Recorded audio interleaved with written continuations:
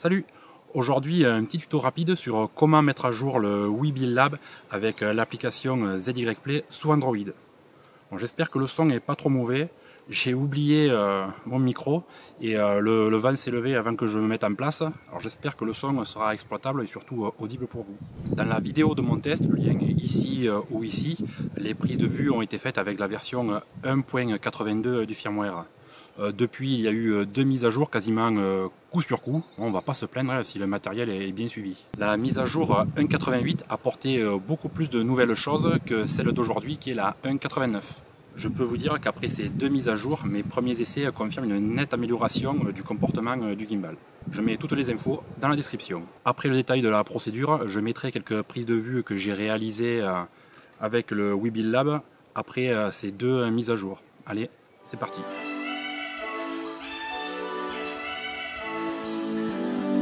Tout d'abord, allumer le gimbal et lancer l'application ZY Play.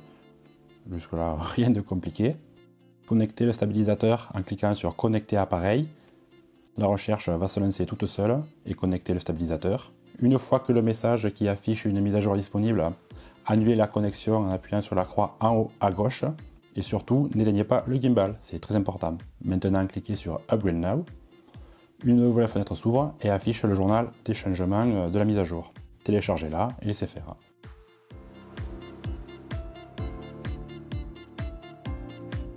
Une fois le fichier téléchargé, ne cliquez surtout pas sur Upgrade Now tout en bas.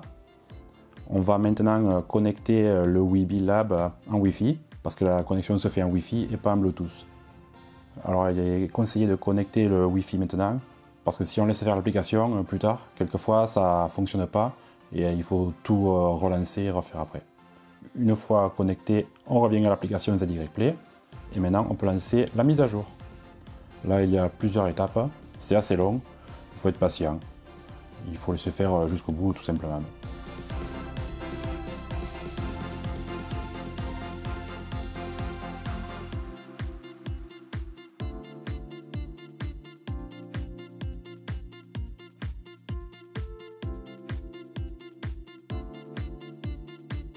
À la fin de la procédure, le gimbal s'éteint tout seul, vous pouvez le redémarrer, c'est terminé.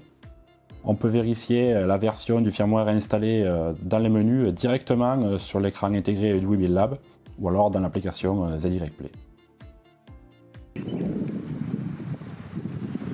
Je vais faire quelques essais maintenant en marchant un peu plus vite et en courant, voir si la stabilisation a évolué après la mise à jour du micro logiciel interne. Allez, c'est parti! Je marche.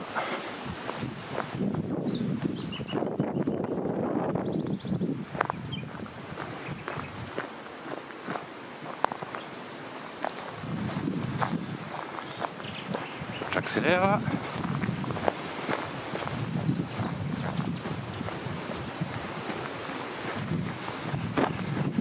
Et je cours.